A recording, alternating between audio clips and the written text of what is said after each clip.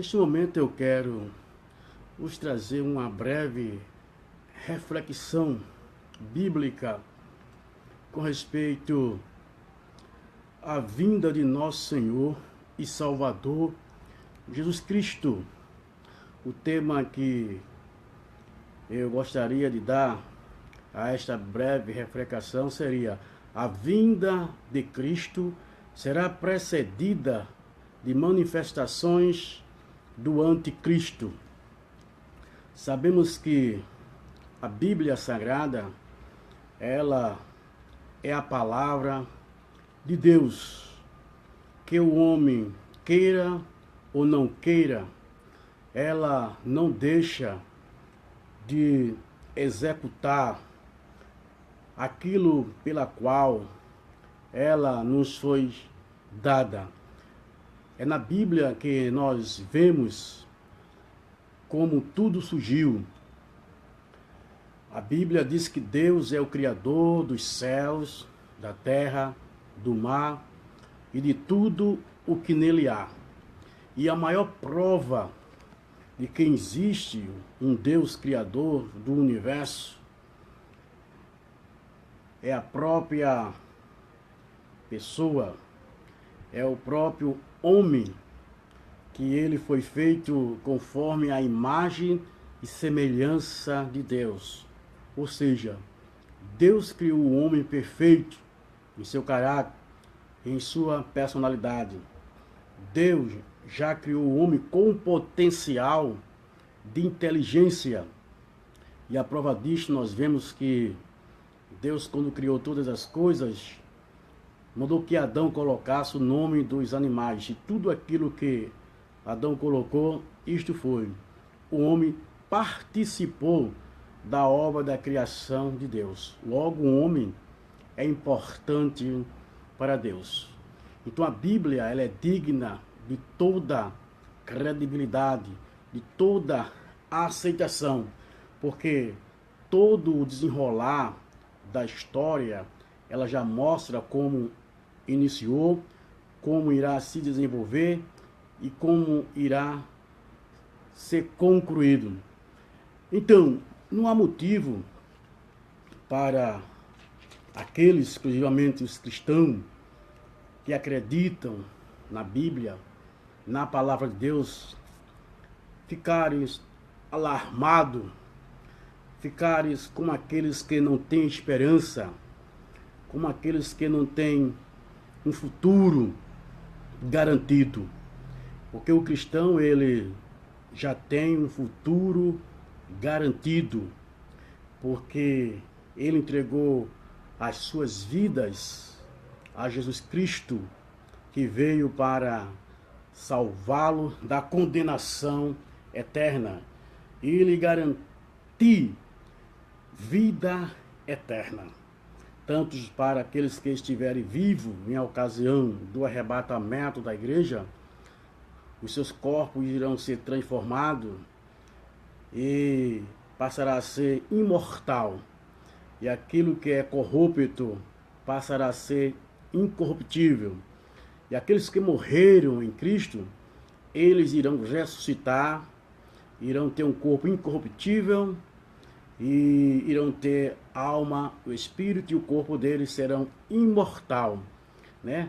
Eles terão a imortalidade, porque o único que tem a imortalidade e habita na luz inacessível, pelo qual nenhum homem foi visto, é Deus. E Deus criara o homem para ser eterno, mas com a queda dele, ele foi afastado de Deus, morreram espiritualmente. Então Jesus Cristo veio dar outra oportunidade a este homem para que ele pudesse ter vida e vida com abundância. Nós vimos isso no Evangelho conforme escreveu São João, capítulo 10, versículo 10. O ladrão só vem matar, roubar e destruir. Eu vim para que tenham vida e a tenha em abundância. É a própria vida de Deus. No grego aí é zoe, vida eterna. Então, neste momento, eu quero trazer essa breve reflexão com respeito à vinda de nosso Senhor e Salvador Jesus Cristo. Será precedida de manifestações do anticristo. É bem verdade que desde João, ele já nos diz nas suas epístolas que muitos são os anticristos. Já surgia os anticristos na época dos apóstolos. Quem são esses anticristos? São todos aqueles que se opõem ao Evangelho de Cristo, ao ensinamento de Cristo, à salvação exclusivamente em Jesus Cristo, que se opõem contra as verdades bíblicas, que desvia o povo, a humanidade, para adorar outros supostos deuses e até a si mesmo.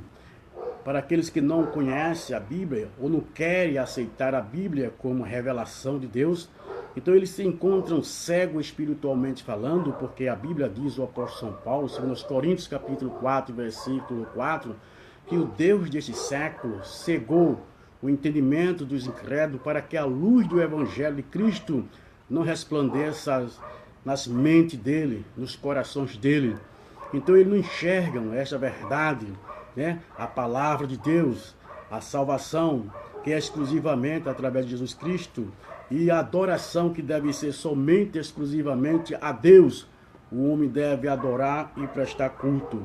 Então o apóstolo São Paulo, escrevendo em 2 Tessalonicenses, na sua carta, 2 Tessalonicenses capítulo 2, ele começa a dizer: ora, irmão, rogamo-vos pela vinda de nosso Senhor Jesus Cristo e pela nossa reunião com Ele, que não vos movai facilmente do vosso entendimento, não vos perturbei, quer por espírito, quer por palavras, quer por epístola, como de nós, como se o dia de Cristo estivesse já perto.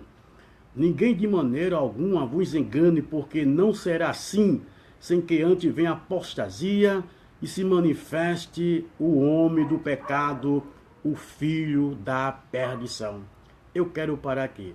Ninguém de maneira alguma vos engane, porque não será assim, sem que antes venha apostasia e se manifeste o homem do pecado, o filho da perdição.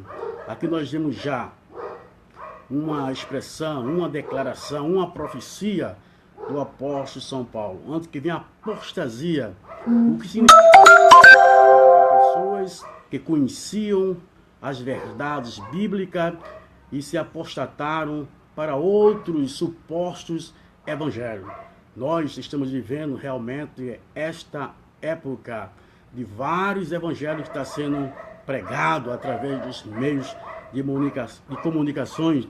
Este não é o verdadeiro evangelho que dá prioridades à prosperidade nesta vida, se esquecendo da vida eterna, da salvação eterna, que dão prioridade a curas, a libertações, fazendo propaganda diariamente.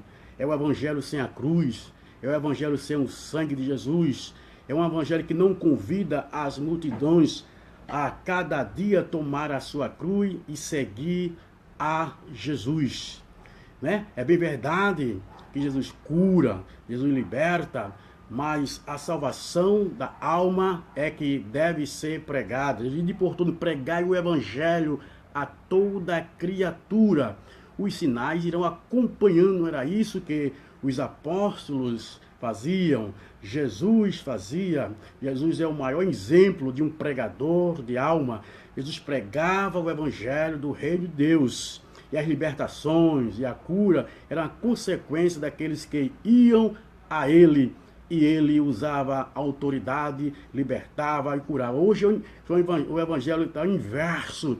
As pessoas colocam as curas, colocam as libertações na frente e usando métodos e práticas que não têm respaldos bíblicos. Então, isso é apostasia teológica. O evangelho da prosperidade, que o ser humano deve ser rico, né, a todo custo. Este não é o verdadeiro evangelho.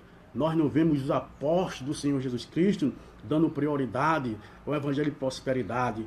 Pelo contrário, nós vemos que eles morreram por causa do reino de Deus.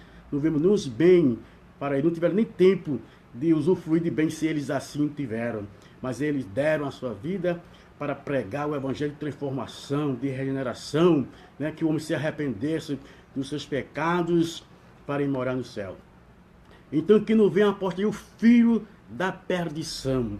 Aqui significa a própria pessoa de Satanás, né? Que ele lhe dará todo o poder a uma pessoa personificada, né? É um líder mundial que irá surgir, é o anticristo, né? Jesus já falou isso no Apocalipse 666, é um número, né? Que irá ser colocado na testa ou na sua mão direita, que é o nome de uma pessoa. Então o cenário, né, já está armado, já está pronto para esta pessoa implantar o seu governo mundial. O mundo está vivendo em uma crise, né? Crise econômica, crise moral, crises religiosas também, com as falsas doutrinas, né, de muitos que se apostataram-se da fé. Mas a igreja do Senhor é a coluna da verdade. Ela está de pé, proclamando o genuíno evangelho. Porque Jesus garantiu que as portas do inferno não iriam prevalecer contra a sua igreja. Então prossegue o apóstolo São Paulo, no versículo 5. Não vos lembrei de que essas coisas vos dizia quando ainda estava convosco, e agora vós sabeis o que detém, para que a seu próprio tempo seja manifestado. Então há uma coisa que detém o anticristo, esse filho da perdição, que não está bem claro aqui que coisa é esta aí. Alguns dizem que é o Espírito Santo, a presença do Espírito Santo de Deus que está na igreja. Porque o Espírito Santo de Deus não foi enviado ao mundo. Jesus disse que iria enviar aos seus. Jesus disse, eu não vos deixarei órfãos, mas enviarei o Consolador, o Espírito Santo, o Espírito da verdade. Esse vos guiará em toda a verdade. Ele me glorificará, falará do que é meu. Então o Espírito Santo de Deus foi dado à igreja, está na igreja. Então muitos dizem, talvez seja a presença do Espírito Santo que está na igreja. Em ocasião do arrebatamento da igreja, então o anticristo será revelado, né? Então aí nós vimos. Também há, alguns dizem também que é um poder espiritual através de um homem, de um líder religioso, que vem sendo como quase como um precursor do anticristo, né? Aí que eu não quero entrar em detalhe aqui sobre a força de Roma, e sempre os ditadores vieram de Roma. Então aí está esse mistério aí que eu detém. Talvez seja a presença do Espírito Santo que está na igreja, porque já o mistério da injustiça opera. Somente há um que agora resiste até que do meio seja tirado ou afastado. Então será revelado o iníquo, a quem o Senhor desfará pelo sopro da sua boca e aniquilará pelo resplendor da sua vinda, a esse cuja vinda é segundo a eficácia de Satanás, com todo o poder, sinais e prodígio de mentira, e com todo o engano da injustiça, para os que perecem, porque não receberam o amor da verdade para se salvarem. E por isso Deus lhe enviará, ou seja, permitirá a operação do erro, para que creiam na mentira, para que sejam julgados todos os que não creram na verdade, antes tiveram prazer na iniquidade. Eu quero dar aqui uma pausa aqui. Está bem claro aqui, este versículo, porque não receberam o amor da verdade para se salvar.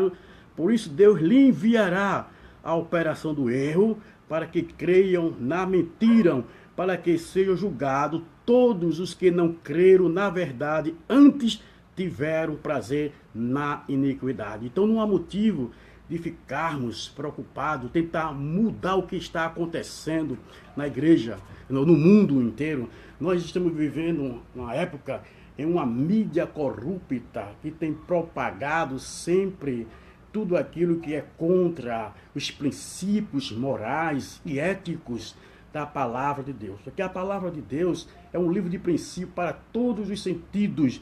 E nós vemos a mídia profana propagando, né, tudo aquilo que vai de encontro aos princípios morais e éticos da palavra de Deus. Isto é cumprimento da palavra de Deus. É necessário que essas coisas aconteçam.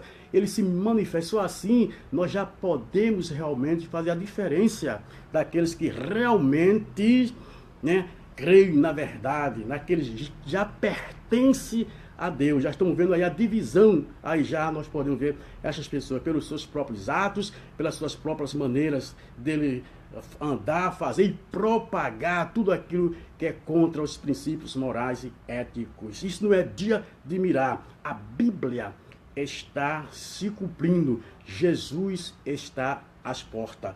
Que nós, cada dia, sejamos mais sóbrios, mais cautelosos, né? E estejamos sempre empenhados, né, em falar a verdade, usando os meios de comunicação, mostrando a verdade através da palavra de Deus. Pelo fato de existir o evangelho falso que está sendo propagado através da mídia, mas a verdade de Deus prevalece, vai triunfar. A mentira jamais, nunca triunfou. A verdade sempre irá triunfar. Jesus está voltando para pôr um ponto final nesse sistema corrupto, nesse sistema iníquo que tem cada vez mais propagado a mentira, a corrupção, a imoralidade. Então que nós possamos levantar os nossos olhos para o céu, como disse Jesus, quando vi de todas essas coisas acontecerem, né? Peste, fome, guerra, terremoto, né?